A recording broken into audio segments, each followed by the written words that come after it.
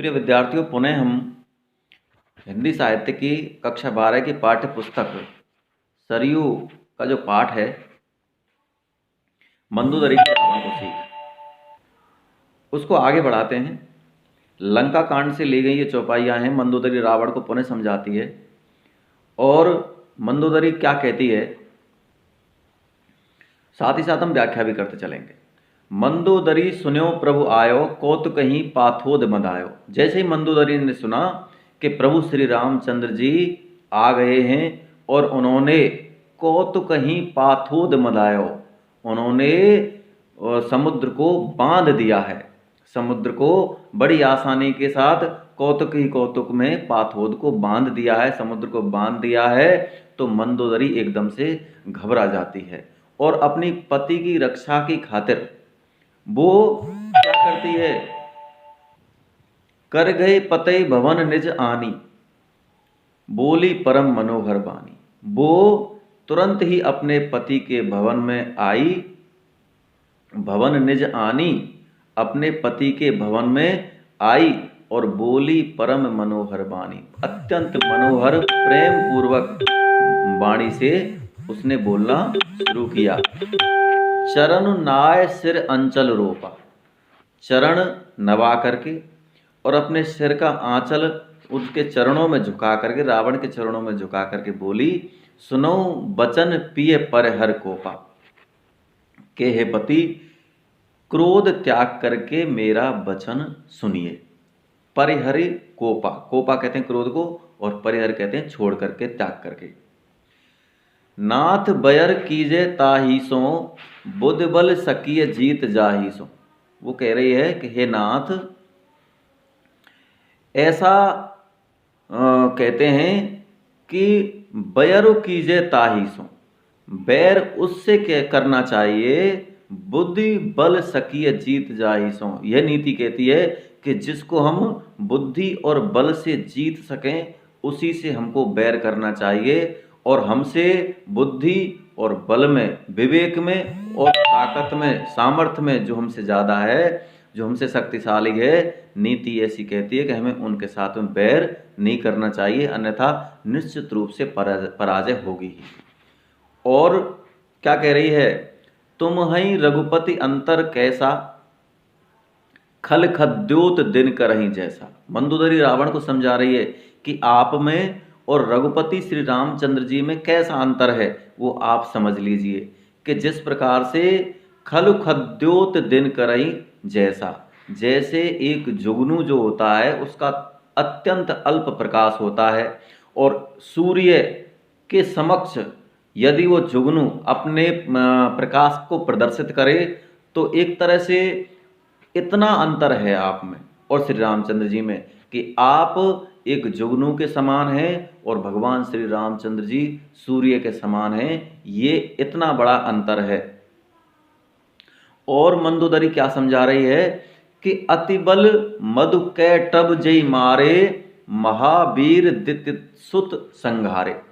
मंदोदरी के द्वारा यहाँ पर जो कहा गया है इसमें अंतर कथाएं आती हैं कि जिन्होंने अति बलशाली, जिसने संपूर्ण संसार को त्रस्त कर दिया, मधु और कैटभ नाम के जो राक्षस हैं उनको मार दिया। महावीर दिति सुत संघारे, महाबलशाली, जिन्होंने महान बल वाले दिति के पुत्रों का संहार कर दिया। अब यहाँ पर दो भगवान के जो अवतार हैं उन दो अवतारों के बारे में बताया गया है। दिति के पुत्र, एक तो जैसे हिरण्याक्ष और हिरण्यकश्यप, तो उनको मारने के लिए भगवान ने वराह अवतार लिया हिरण्याक्ष को मारने के लिए, और हिरण्यकश्यप को मारने के लिए उन्होंने नरसिंह अवतार लिया। तो उस अंतर की तरफ यहाँ पर इशारा किया गया है कि जिन्होंने अत्यंत महाबलशाली दिति के पुत्र हिरण्यकश्यप और हिरण्याक्ष को मार दिया। जय बल बांध सहस भुज मारा, जिन्होंने क्या किया, वामन रूप धारण करके, यहाँ भी अवतार है, यहाँ अवतारों का उल्लेख किया गया है कि जिन्होंने वामन अवतार धारण करके बाली को बांध दिया और सहस भुज मारा, सहस्त्र बाहु को मारा परशुराम अवतार लेकर के। परशुराम के रूप में उन्होंने सहस्त्र बाहु को मार दिया। उनके बल के समक्ष आप कुछ भी नहीं हो, वो उस प्रताप का वर्णन कर रही है, जिससे कि रावण को ये समझ में आ जाए कि श्री रामचंद्र जी से बैर मोल लेना उनको कितना हानिकारक हो सकता है। सोई अब तरेऊ हरन महिवारा, वही जिन्होंने मधुकैटव को मारा, तिति के पुत्र हिरण्यकश्यप हिरणाक्ष को मार दिया, जिन्होंने बाली को बांध दिया, जिन्होंने सहस्त्र बाहु को मार दिया, उन्हीं श्री रामचंद्र जी ने अवतरेऊ हरन महे भारा, वही श्री रामचंद्र जी ने धरती पर धरती का बोझ कम करने के लिए, जो राक्षसों से धरती पर जो भार बढ़ गया है उसको खत्म करने के लिए, राक्षसों को नष्ट करने के लिए अवतार लिया है। ये आप समझते क्यों नहीं हो। और वो कह रही है तास विरोध न कीजिए नाथा, हे नाथ उनका विरोध आप मत कीजिए।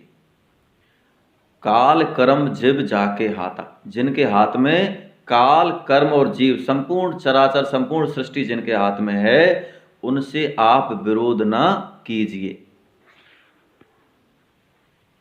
रामई सौंप जान की नाय कमल पद माथ, कह रही है मंदोदरी कि श्री रामचंद्र जी को जान की सौंप करके नाय कमल पद माथ, उनके चरण कमलों में, उनके कमल रूपी चरणों में अपना माथा नवा करके, अपना मस्तक झुका करके जाइए।